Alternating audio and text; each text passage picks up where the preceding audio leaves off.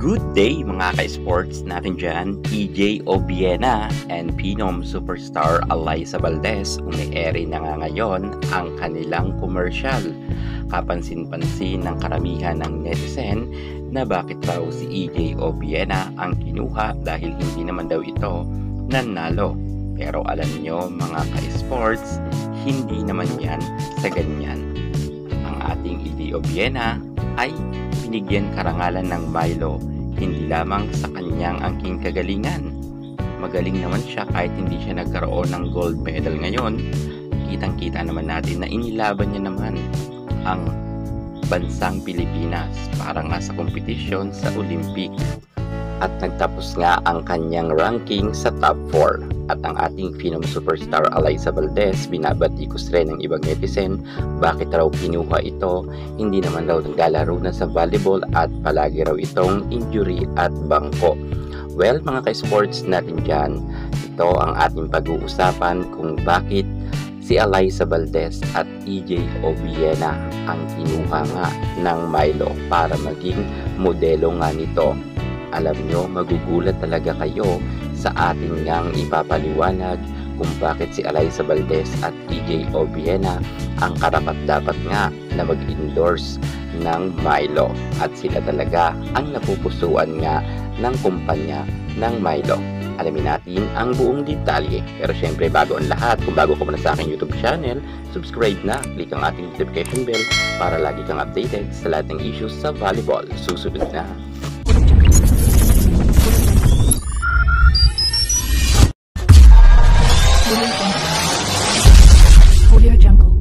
Una sa lahat, nagpapasalamat ang ating EJ Obiena at Alyssa Valdez sapagkat pinagkatiwalaan na naman muli sila ng Milo. Bakit ba si EJ Obiena at Alyssa Valdez ang modelo ngayon ng Milo? Yan ang ating pag-uusapan. Unahin na muna natin ang ating Phenom superstar Alyssa Valdez.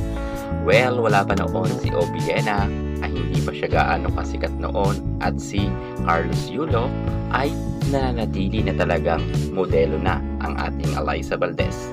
Kung mapapansin nga ninyo sa shade ng Milo ay nakabandera talaga ang larawan nga ng ating superstar Alyssa Valdez, kung saan meron pa nga itong nakalagay na 3 times UAAP MVP. At bakit si Alyssa Valdez ang kinuha? Well, karapat-dapat naman si Alyssa Valdez kung pag-uusapan kasi sa kanyang record sa kagalingan sa paglalaro ng volleyball. Si Alyssa Valdez ang pinaka-maraming meron award pagdating nga sa larangan sa volleyball. Makailan beses siya nakasungkit ng MVP, Final MVP at Sandamakmak na award. At pinagkakatiwalaan nga si Alyssa Valdez ng karamihan. Kaya't no question na tayo dyan dahil ang Milo ay bibigyan nila ang bawat mga atletang mga magagaling para nga makilala ito ng gusto at gawin ngang modelo ng kanilang kumpanya. At kung pag-uusapan naman natin sa record ni Alyssa Valdez sa kanyang personal na buhay, well, sobrang bait ni Alyssa Valdez. Alam natin yan mga ka-sports.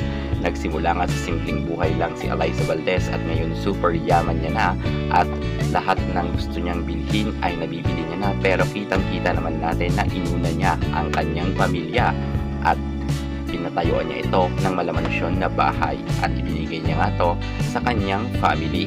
Ganon kabait si Alyssa Valdez. Mapakotse, house and that ay meron na si Alyssa at ito ay inalay niya nga sa kanyang mga magulang. Kaya nga si Alyssa Valdez talaga ang karapat-dapat na maging endorser ng Milo. Sobrang tagal na ni Alyssa Valdez, promise.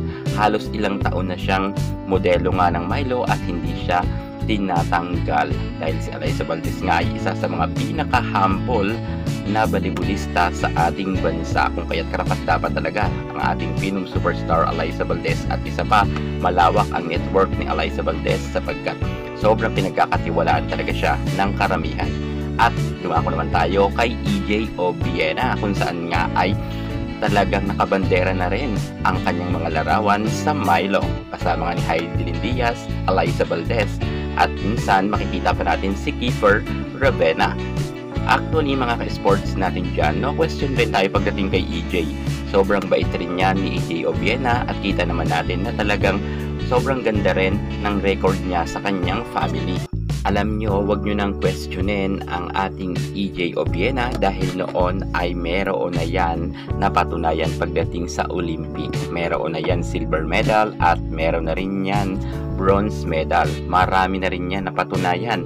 Kung kaya, wag na kayong magtaka kung siya ang model nga ngayon ng Milo. At kasama niya nga ang ating Phenom superstar Alyssa Valdez. At para sabihin ko pala sa inyo, trivia lang nga, si Alyssa Valdez at si EJ Obiena, bukod sa mabait ang dalawang ito, super close yan, dalawang yan.